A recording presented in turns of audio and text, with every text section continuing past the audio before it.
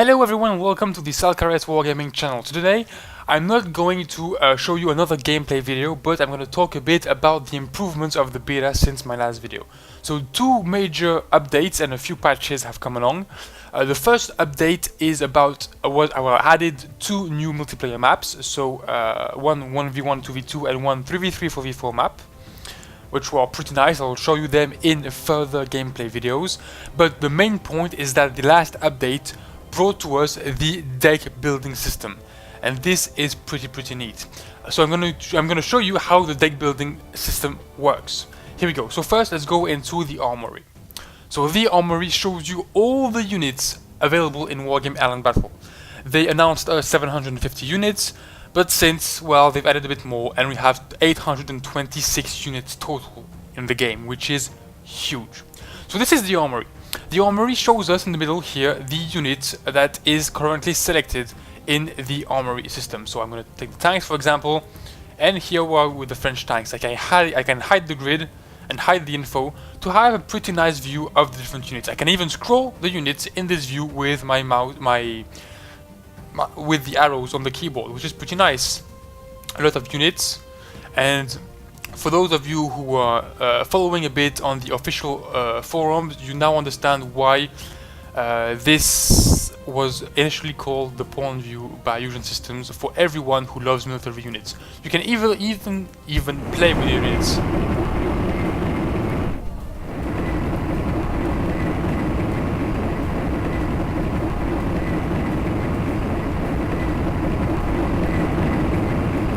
This guy is a heavy bastard. So, the armory is pretty much the sum up of every single unit you have. You've got a stats on the right with the three or less different weapons, the stats here. The main important stats are, of course, the type of unit and below the prototype, if it's a prototype or not. This is important for the deck creation system that I will show you just afterwards. So of course you can filter different units you want. You can take only NATO units, for instance, only American units, and then different types of units. You've got the famous M1A1 Abrams tank, you've got the Super M60. Oh, this one I didn't know this one. You can go up right to the planes with the A10 Thunderbolt, F-117 Nighthawk, the F-15 Eagles, the F-16 Fighting Falcon. You've got a lot of planes, and all are pretty cool. You even got very nice helicopters with the heat effects on some of them. They haven't all been finished apparently, so some have the heat effect, some don't. But they are pretty nice helicopters. So all in all, a very nice list of units, 826 units for 12 nations. It is absolutely awesome. So now let's go. Well, one stat that is missing in this armory is the, I'm going to explain it to you quite quickly. I have all the units unlocked here because it is a beta, and in the last patch, Fusion System has unlocked all the units for all the users, just to allow us to test and try out the balance of the 826 units, which is quite a big task actually. So they have unlocked every single unit, but in the final game, you'll start with only a few units unlocked, which will apparently, well, I think will correspond to the basic decks that will be available, and you will have to earn stars throughout multiplayer matches or throughout the campaign probably, and these stars will be used to unlock different units. So to give you an idea, tanks, every single unit costs stars to unlock. And when units are lined up like this, it's because they are part of the same family of units. So if you want to unlock the M1A1 Abrams, for instance, you have to unlock the M1 Abrams and then the M11P Abrams. Regarding the cost in stars, I've been able to see a bit the cost in stars before they unlocked all the units in their last patch. The M1 Abrams was, I think, 6 or 7 stars, maybe something like that. These ones were a bit cheaper. The first one was the most expensive one to unlock.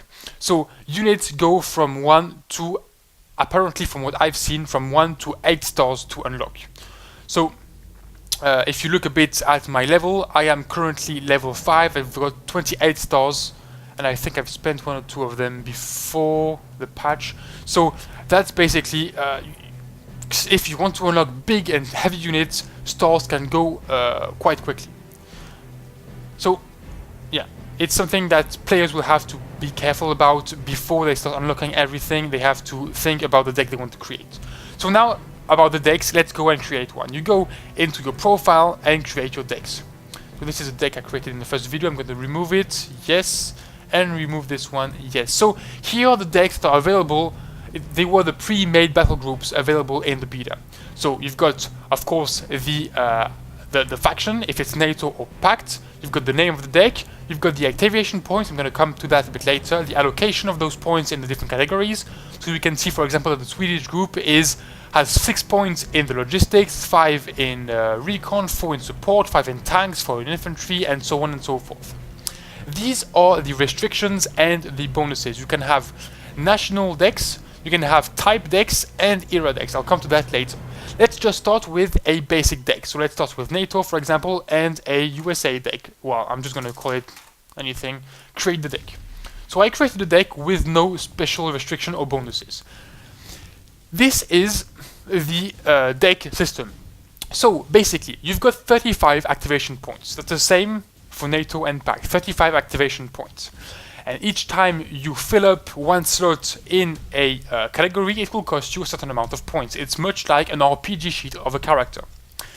A sheet of a character in an RPG. That's better. So each category costs more or less. So logistics, support.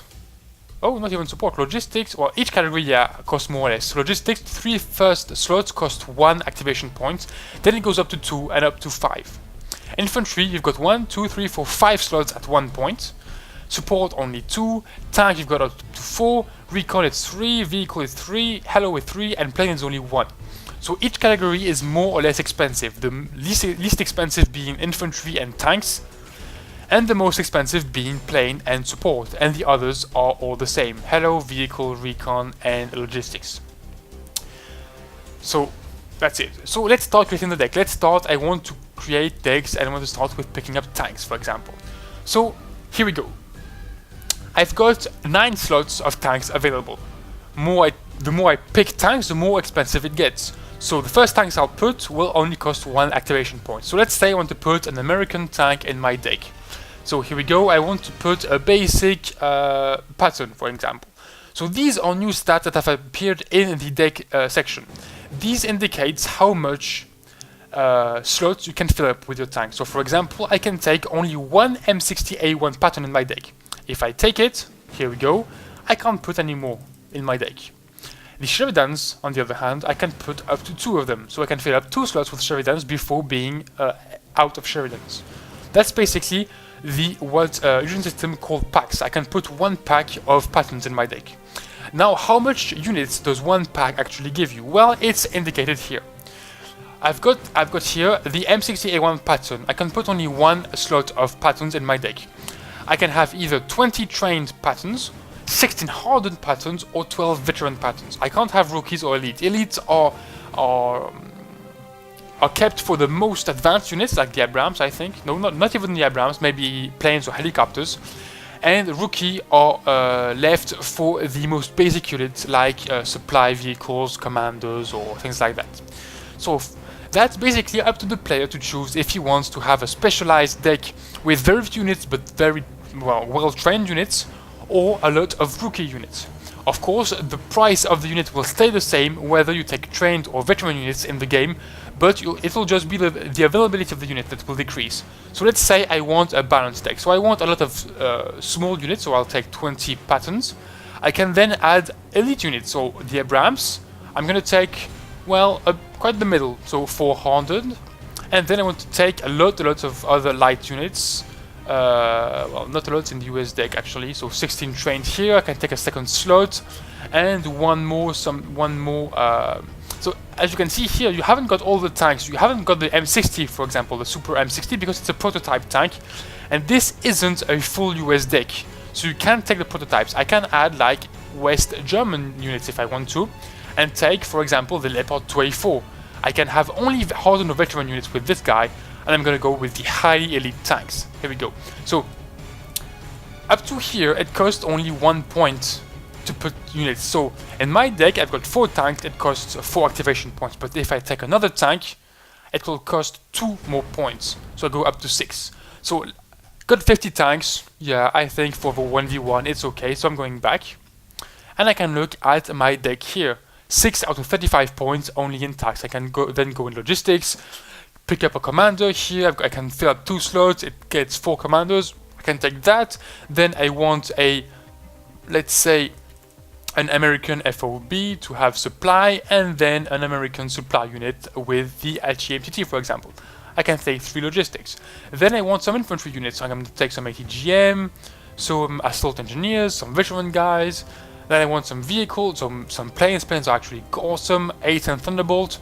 I can have 2 Harden. I'm going to get 2 Hardens. And then I want a nice interceptor or superiority fighter, like the F-15A. Apparently the F-16 and the F-15C aren't available. They are prototypes. Oh, 16, yeah, you got it, this one. Let's take this one. You guys have 2 rookie or 1 hardened. Let's take 1 hardened, and then 1 more because I want a heavy air deck. Let's take an A6A intruder to bomb the hell out of the guys on the ground. So I take 200 guys. So here back on the deck, I can see I have a deck that lacks a bit of recon and support. Essentially, I can just leave the hello and vehicle out, and I'm already at more than a third of the deck filled up. That's pretty much how the deck system works, basically. So this is a basic deck, 35 points and any NATO vehicle unit inside. Which is pretty exciting is when you create another deck. I'm going to try pack this time. Another deck, but with bonuses. You have 3 types of bonuses. National decks. So national decks give availability, activation points bonuses. Big nations like USSR or USA have only a bonus of 2 activation points. More minor units like RDA have up to 8 activation points, and then other nations are a bit in the middle, +6, +5, others are +4, that's it. So national decks allows you to put more units, but you are restricted to selected nationality, of course. That's logical. So if you want to have a deck of your nation or the specific nation, you'll have a small availability bonus, well, activation points bonus, but you're going to be restricted. Then one thing that is really interesting in my point of view, because I play a lot of team games, is the type of deck. Why? Because imagine in a 4v4, you don't want to have every player with a balanced deck. You want to have each player with a very specialized decks, like 1 player with armored units, 1 player with vehicles, 1 with recon, and 1 with support, for example. And this allows you to do so because let's take the USSR because there are more options. It allows you to focus on a specific role. For instance, if you want to be the big guy on the ground, you take an armored deck. Armored deck gives you +1 XP to all your tanks. All tanks cost -1 activation points with a minimum of 1, of course, but you are restricted to selected units, to armored units, and you have -6 slots available in infantry type. And then you've got the era bonus. If you take units before 1980, it's +40% availability, and it's +80% before 75. Just to remind you, the game goes from 75 to 85, so you can have units before 75, before 80, or before 85, which is all the units. So that's it. I'm going to do no bonus here. So let's create a USSR deck with armored deck. Here we go. So as you can see here, I've got a national deck bonus and restriction and a type deck bonus and restriction. I haven't got the era one. So I have got 37 activation points instead of the 35 I normally would have, because I am restricted to the USSR nation. No, not this one. Let's edit. So as you can see here, I've got the -6 slots for infantry, so I can have only 6 infantry squads, and I have -1 activation points for tanks. If you remember correctly, it was 1, 2, 3, 4 slots costing 1, and then it costs 2, 2, 3, 4, 4, and now it costs 1 up to slot 5, 6 actually, and then it costs 2, 3, and 3, which is pretty nice. So that's pretty cool. That means I can take a lot more tanks for a lesser cost in activation points. Let's make a tank deck. Let's say we are playing a 4v4 and I'm going to be the tank player, so I need a lot of tanks. So I'm going to take like T-55s, for instance. I'm going to take a heavy squad of T-55s, maybe a bit more of light tanks with a T-62, for example, and then let's take some heavy tanks. TATU is a prototype unit, but playing a USSR deck only, I can select this unit. So let's say TATU, and like if you look at the T55, well, all my units have +1 veterancy. So the TATU would be available normally at 4 hardened and 2 veteran tanks, but I have +1 XP because I'm a tank commander, so I've got +4 veteran and 2 elite. My experience points went up 1 rank, which is pretty nice. So I can, let's say I want a lot of, well, pretty solid tanks, so I'm going to take 12 T80s. Then I want heavy tanks, I'm going to take 2 elite TATUs and let's say 8 veteran TATBVs. I can still take 1 slot with that. I'm going to take a medium, well, more or less medium tank. This guy is a monster, 13 armor, sorry. 1 big HGM, quite a good cannon. It's 12 units, I'm going to take this one. So, to give you an example, here's a deck specialized in tanks. If you remember, our American deck had 50 or 40 tanks. Here we are at 82.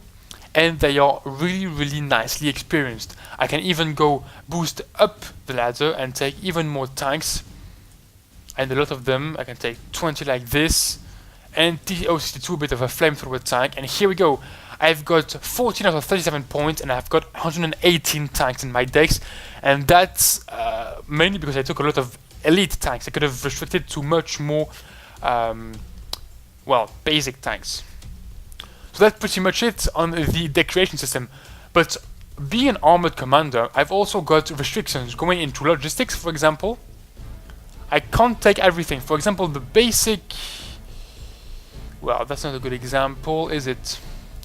Infantry. I'm quite limited in infantry in terms of vehicles because all aren't armored. But I can't really give you an example. For example, in the French deck, the basic commander, the VAB PC, is available in the basic deck but isn't available in the armored deck, if I'm not mistaken. So these are kind of restrictions that you'll be able to see in the deck creation system. So that's it in a nutshell, the armory and the deck creation system. So to be honest, what is my point of view on the thing? Well, I'm really excited. This will allow us to have a really cool team games. I mean, well, the perspective of having a 4-player team, having each player having 1 specialized deck, more or less, each player really being really good in its category, each player supporting each other, is really cool for a team player like myself. It's going to be really awesome. I hope you guys are excited as I am about the deck system. It's going to be really awesome.